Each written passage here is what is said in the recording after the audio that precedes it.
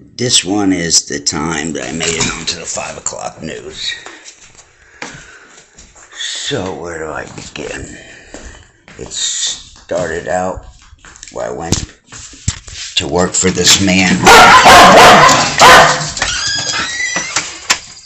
I went to work for this man that has a very large screened-in porch business operation, right? He's the largest in Atlanta. I don't know that I would want to say his name or not. I mean, he didn't do nothing wrong or nothing like that, but, I don't know what I'm liable for or whatnot. So, anyways, this guy was the largest screen porch installer in Georgia, at least in Atlanta. What's his name? Rush Limbaugh gave him shots out. So, he's done a few celebrities' houses. He's quite large. Anyways, so I go to meet with this guy, and he offers me this job, subcontracting. And so I go and I bid the jobs, and I bring him half, 50%, right? Which is not great, but it's good. Especially it was all high-end customers, so it was still a lot more than hourly. So he gave me a stack of leads first he gave me a stack of leads like this, right? And it went out and I did some jobs and bring him a couple of checks the first week, and on the second week he calls me up out of the blue, and I had been, when I bring in my checks, he gave me a whole new set of lists, so I had about this many, clients, say each page is a customer, quite a few leads, several hundred different people. So he calls me up out of the blue and he says, "How are things going?" I said, "Fine." He says, "We're going to have to change it around. There was somebody who was working for me doing like I was doing, and he went out and did a bunch of roofs for him. Well, when he went out, he screwed up a lot of them, made a lot of mistakes, and he didn't even work for this man anymore. And so this man's, this guy that worked for him put his name on it. So he's having, a slew of, go backs and jobs he's having to do out of pocket. So he said it's not working out. This other guy did that to him. He's having to do all these, re-roofs for free.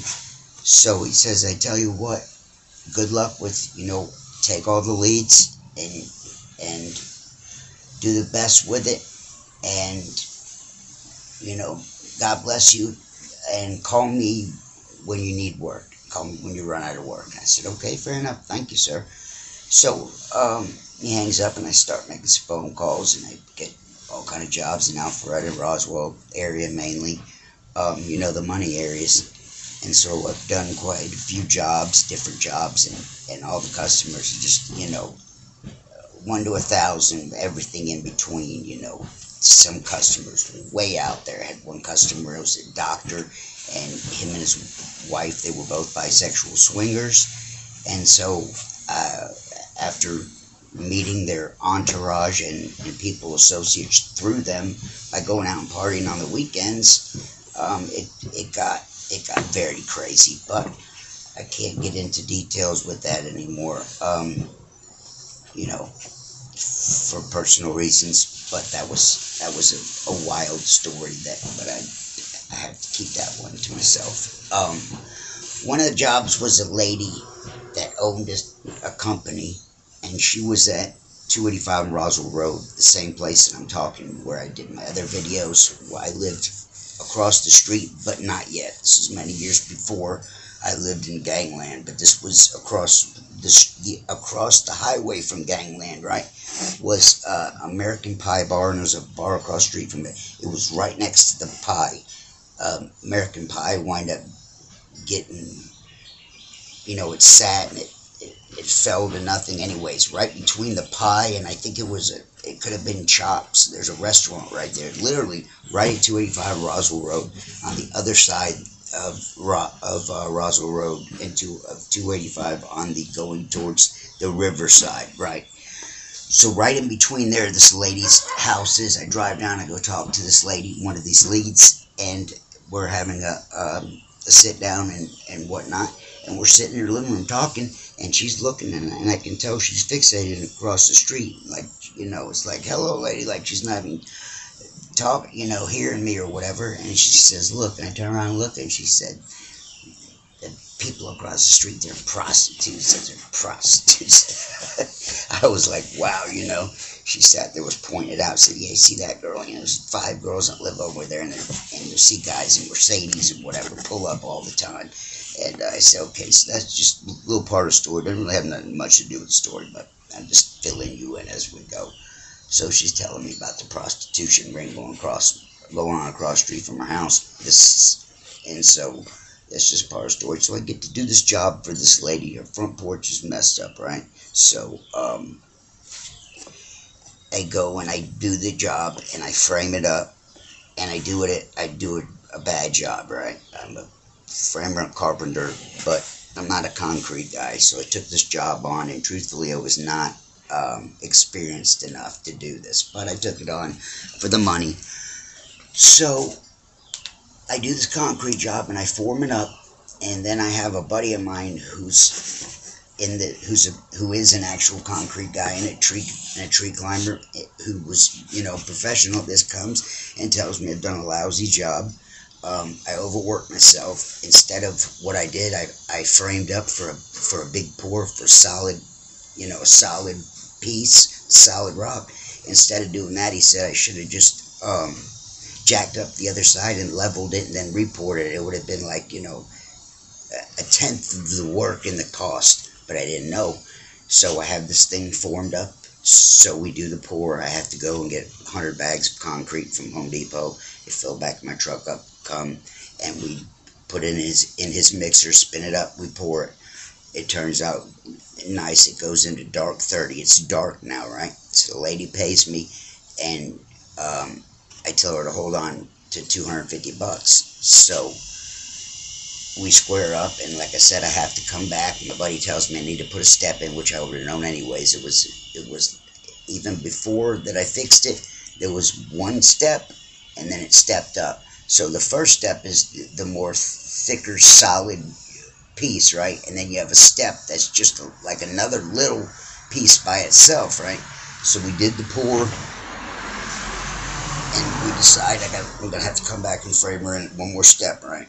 So we leave that night, and one thing led to another, and a week turned into 2, and I was slam busy, and I truthfully had every intention on going back. I was busy at the moment, and I couldn't get away from some things. So I literally had to put her off for a couple of weeks. Well, I knew this wasn't the right thing to do, but it is what it is. So she gets impatient with me and calls and gets nasty, and I tell her, look, I can come this weekend. I can't get there any sooner. And she said, well, that's not good enough. And we had it out on the phone, and she hung up on me. Next thing I know, the next day, or it could have been a couple of days later, I don't even remember exactly. I just remember we had that conversation, and a few days later, I get a phone call, and it's the investigative reporter for Atlanta, HC, Howard something, right? I don't know if I could not say his name, whatever. Howard C. is the investigative reporter for Atlanta, right? For the news stations or whatever. Calls me up. I'm on live, and says, are you the owner of Mike's Remodeling and Construction? I said, yes, sir, I am, sir.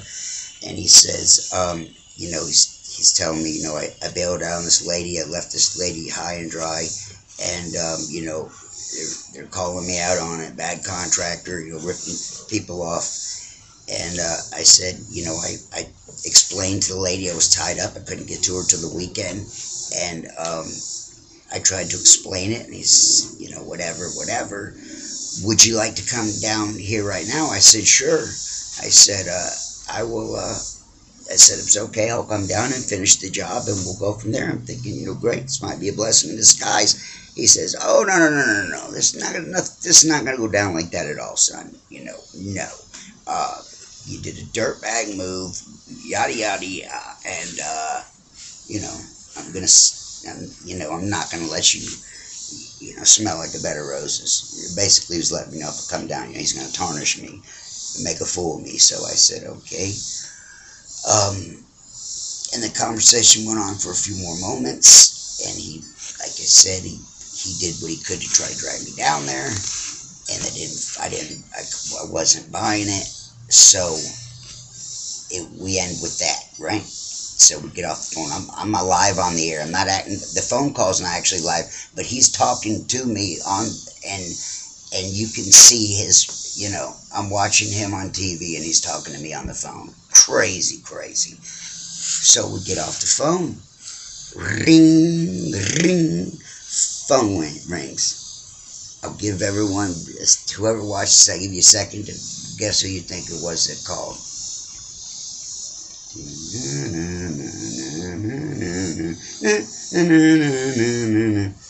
Michael? Yes, Mom. Michael, was that you? Was that you on the TV talking about Michael? Oh. Yes, Mom. Unfortunately, it is. So, my poor Mom, I love her to death, but God, I put that lady through hell. I still put her through hell. God bless her. I used to go to jail. It was more than occasional. I went to jail. You could set your watch to it. You know that I would go to jail every 10 years. You literally could set your clock to it. And so, poor lady's been through hell, bonded me out 4 times, and you can imagine spent more times visiting me in jail than she has on vacation. I put her through hell, and I hope that she can find a little humor in some of these stories. I love you, Mom. So, this is another one of these coincidences. I tell you about coincidences, and I told you that people will run into it, keep running into, right? Okay. So this is when does this go down? This goes down when I'm 27 or 28 years old, right? I just started my own business. Well, meeting this gentleman and getting all these leads, I was able to start my own business from it. I stayed busy for 2 years off just those leads and the people I met off of those leads. So some years passed by, and now I went to jail. I had just gone to jail for spanking my kids with a belt. Moved out to Roswell, and I live out in Roswell, and this is where I'm coincidentally working at. This is where my wife was placed at, just coincidentally. Very, very out of this world coincidences that are godsends. It's a whole nother story. Anyhow, we go to Kroger. Excuse me. We go to what was it? Was it Home Depot? Walmart. We go to Walmart in Alpharetta, and guess who's there? Yes, this guy Clark H. He's there having an event. Right, he's doing it. It's Christmas time, and he's doing his toys for toddlers types of things. Right, so I go up and I meet him, and now we're meeting face to face, and he sticks his hand out, and we say, "Hi, how you doing?" And he said, "I'm Sergeant. Nice to meet you." I said, "Yes, I know who you are. I'm Michael Russakoff," and his eyes just blew up like he knew in the back of his mind. But he wasn't sure. Like, I don't think he even put 2 and 2 together. But I know that he knew, like, in the back of his mind, like, this name. And, I poured dirt. I spilled dirt. Knowing that, because that's his job title. He's an investigative reporter, He's not out. It's not the regular. He's out here helping Grandma cross the road or, doing anything positive. He's out here, digging up dirt on people, shady contractors, whatever, this, that, tornadoes, storms, destruction, death. These are investigative reporting. Investigative reporting ain't grandma's having lemonade on her front porch, right? So when he hears my name, like his eyes light up, like he's not quite sure, but he's still trying to, hold this smile and the composure, and it was one of those, I don't know what kind of word I'm looking for, euphoric, one of those kind of deals. But like I said, he's one of 20 coincidences at least. And there again, I'm going to do a story one of these days on just coincidences, because it goes beyond just people. It's been places with me. I've been placed and had things happen that are out of this world. And I'm going to tell that story too. Part of it is at the end of one of my videos I've already done. What was that? Testimonies. The end of testimony, I get into that.